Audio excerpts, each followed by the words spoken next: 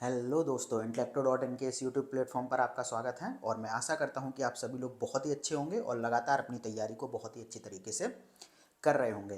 तो हम लोग लगातार सभी विषयों के उन महत्वपूर्ण टॉपिक्स के बारे में देख रहे थे जहां से कि आपकी यूपी पीसीएस प्री 2023 में क्वेश्चन बनने की पूरी संभावना है। तो पिछली वीडियो में हम लोगों ने भारतीय राज्य व्यवस्था के महत्वपूर्ण टॉपिक्स को देखा था और आज की इस वीडियो में हम लोग देखने वाले हैं सामान्य विज्ञान के उन टॉपिक्स को जो आपकी यूपी पीसीएस प्री 2023 के लिहाज से बहुत ही महत्वपूर्ण हैं। तो आप लोग सबसे पहले इन्हीं टॉपिक्स को अच्छी तरीके से देख के तैयार कर लीजिए। और आपको पता ही है सामान्य विज्ञान के अंतर्गत 3 भाग हैं, रसायन, भौतिकी और जीव विज्ञान। ठीक है, तो सबसे पहले जो हम लोग बात करेंगे वो करेंगे रसायन विज्ञान की। रसायन विज्ञान की बात करने से पहले हम लोग देखें कि यहाँ पर कितने प्रश्न आने की संभावना है।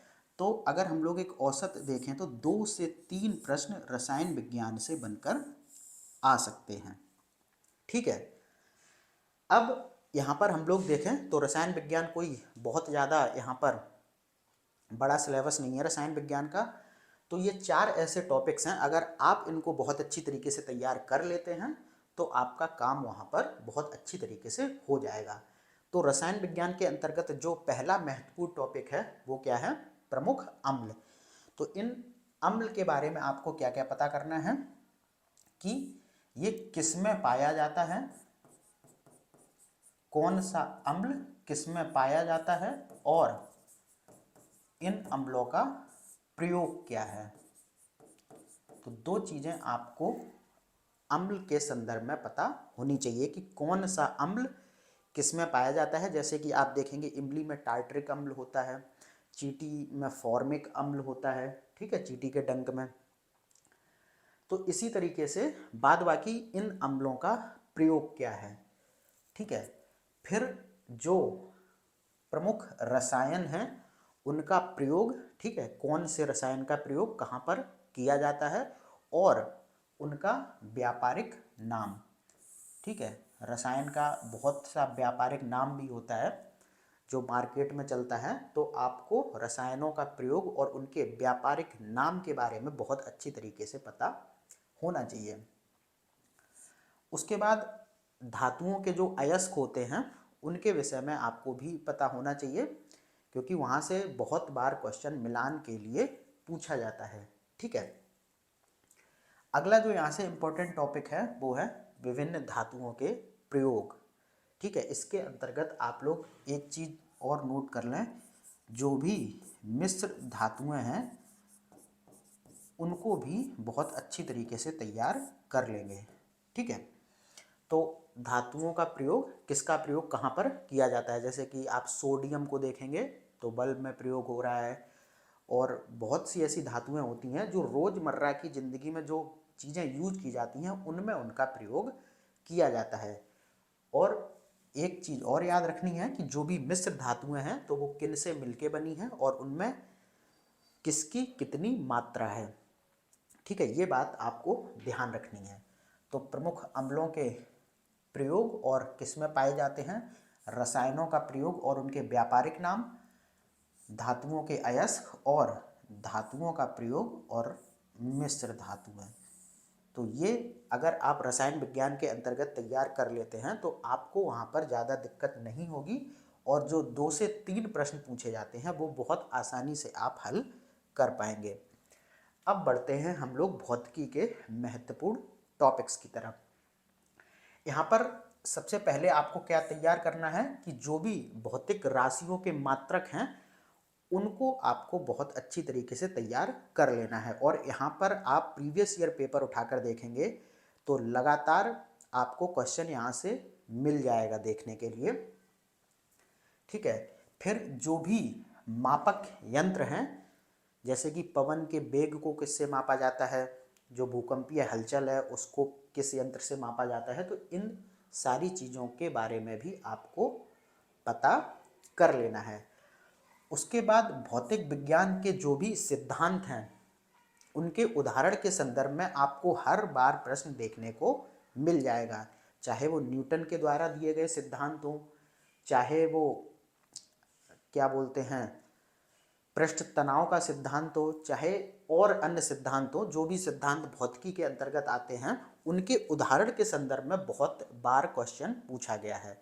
और बहुत बार नहीं, अगर मैं ये कहूँ कि हर बार क्वेश्चन पूछा गया होगा तब भी मैं गलत नहीं हूँ। ठीक है, तो जो भी भौतिक विज्ञान के प्रमुख सिद्धांत से संबंधित रोजमर्रा की जिंदगी के उदाहरण हैं उनको आपको बहुत अच्छी तरीके से देख लेना है। ठीक है, इसके बाद जो भी दर्पण और लेंस होते हैं, चाहे वो कॉनकेव हो चाहे वो कॉन्वेक्स हो, तो रोजमर्रा की जिंदगी में उनका प्रयोग कहाँ पर किया जा रहा है। ठीक है, किसका प्रयोग पढ़ाई के चश्मे के रूप में किया जा रहा है, किसका प्रयोग जो बसें और जो भी वाहन होते हैं उनके मिरर के रूप में किया जा रहा हो। तो ये सारी चीज़ें आपको दर्पण और लेंसों के प्रयोग के संदर्भ में पता कर लेनी है। क्योंकि देखिए भौतिक विज्ञान में क्वेश्चन बनते हैं जो भी आपका रोजमर्रा का जीवन है उसमें इस भौतिकी का क्या प्रयोग है। आयोग लगातार इस चीज़ पर ज़्यादा फोकस करता है। ठीक है, तभी यहाँ पर जितने भी सिद्धांत हैं उनके रोजमर्रा की ज़िंदगी में उदाहरण, चाहे वो दर्पण और लेंस हो उनका भी रोजमर्रा की ज़िंदगी में प्रयोग, और चाहे हम यहाँ पर देखें जो भी रसायन विज्ञान के अंतर्गत हम लोगों ने टॉपिक देखे, तो अम्ल का प्रयोग भी ऐसा ही होता है कि हम रोजमर्रा की जिंदगियों में उसका किस तरीके से प्रयोग करते हैं, धातुओं का प्रयोग कैसे होता है। तो बहुत बार इसको डिटेल में ना पूछ के रोजमर्रा की जिंदगी के उदाहरण के संदर्भ में ही चीज़ें पूछी जाती हैं। तो यहाँ पर दर्पण और लेंस हो गया। उसके बाद जो भी विभिन्न तरंगें हैं, चाहे वो अवरक्त तरंग हो, ठीक है, चाहे एक्स तरंगें हो चाहे रेडियो तरंगें हो, उनका प्रयोग कहाँ पर किया जाता है। ठीक है, एक ये हो गया। उसके बाद भौतिकी के अंतर्गत जो भी विभिन्न आविष्कार हैं और खोजें हैं उनके विषय में आपको देख लेना है कि कौन सा आविष्कार या फिर कौन सी खोज किसके द्वारा की गई है। तो कुल मिलाकर भौतिकी के ये 6 टॉपिक हैं। और अगर हम यहाँ पर भौतिकी के अंतर्गत नंबर ऑफ क्वेश्चंस की बात करें तो लगभग आपको 3 से 5 प्रश्न देखने को मिल सकते हैं। ठीक है, हो सकता है 3 आए, 4 आए या 5 आए, इतने प्रश्नों की संख्या यहाँ से बन सकती है। तो यहाँ पर एक बार फिर देख लेते हैं भौतिक राशियों के जो भी मात्रक हैं, मापक यंत्र हैं, ठीक है, भौतिकी के जो भी प्रमुख सिद्धांत हैं उनके उदाहरण, दर्पण और लेंसों का प्रयोग, और जो भी विभिन्न तरंगें हैं उनका कहाँ पर प्रयोग किया जाता है, और भौतिकी के अंतर्गत जो भी प्रमुख आविष्कार और खोजें हैं उनके विषय में। उसके बाद जीव विज्ञान, सामान्य विज्ञान के अंतर्गत जो सबसे ज़्यादा प्रश्न पूछे जाते हैं वो जीव विज्ञान के अंतर्गत ही पूछे जाते हैं। अगर यहाँ पर हम लोग प्रश्नों की संख्या की बात करें तो लगभग आपको 8 से 10 प्रश्न देखने को मिल सकते हैं। कहाँ से? जीव विज्ञान से। ठीक है, और टोटल नंबर ऑफ क्वेश्चन अगर हम यहाँ पर देखें तो लगभग आपको पूरे सामान्य विज्ञान से 18 से 20 प्रश्न देखने को मिल सकते हैं। ठीक है, जिसमें सबसे कम आते हैं रसायन विज्ञान से, फिर उससे ज़्यादा आते हैं भौतिक विज्ञान से, और जो सबसे ज़्यादा आते हैं वो आते हैं आपके जीव विज्ञान से। तो चलिए स्टार्ट करते हैं इन इम्पोर्टेंट टॉपिक्स को कि यहाँ पर आपको किन किन टॉपिक्स पर फोकस करना है। तो पहला जो टॉपिक है वो है जो भी पौधों से प्राप्त होने वाले प्रमुख तत्व हैं और उनका प्रयोग क्या है। जैसे कि आप देखेंगे कैफीन हो गया, मार्फिन हो गया, टैनिन हो गया, ठीक है, और बहुत से ऐसे तत्व हैं जो पौधों से प्राप्त किए जाते हैं और रोज़मर्रा की ज़िंदगी में और मानव के विभिन्न रोगों में उनका प्रयोग किया जाता है। तो ये सारी बातें आपको पता होनी चाहिए। उसके बाद मानव शरीर के जो भी एंजाइम हैं, ठीक है, उनका स्त्रावण कहाँ से होता है, ठीक है, और उनके मानव शरीर में कार्य क्या है। ठीक है, तो ये आपको मानव शरीर के एंजाइम के विषय में पता होना चाहिए। ठीक वही बात आपको मानव शरीर के हार्मोन के संदर्भ में भी पता होना चाहिए कि ये कहाँ से निकलते हैं और मानव शरीर में इनका क्या कार्य है। उसके बाद आपको मानव पोषण जो भी है उनके संदर्भ में बहुत अच्छी तरीके से पढ़ना है, चाहे वो कार्बोहाइड्रेट हो, वसा हो, प्रोटीन हो, ठीक है, लेकिन आपको ध्यान रखना है कि जो आपका सबसे ज़्यादा फोकस करने वाला एरिया होगा वो क्या होगा? विटामिन। ठीक है, यानी कि आपको विटामिन के संदर्भ में बहुत अच्छी तरीके से पता होना चाहिए। और क्या क्या पता होना चाहिए कि जैसे आपको दे दिया जाएगा कि कौन से विटामिन का रासायनिक नाम क्या होता है, उनके स्रोत क्या हैं, यानी कि वो कहाँ से पाए, कहाँ किन स्रोतों से मानव शरीर में आते हैं, ठीक है। उसके बाद देखेंगे कि उनकी कमी से कौन सा रोग होता है। तो ये सारी चीज़ें आपको विटामिन के संदर्भ में पता होनी चाहिए। क्या क्या? रासायनिक नाम, विटामिन के स्रोत और उनकी कमी से होने वाले रोग। अब अगला जो टॉपिक है वो है जीव विज्ञान की जो भी शाखाएं हैं उनके विषय में आपको पता होना चाहिए कि किस शाखा में किस विज्ञान को रखा जाता है।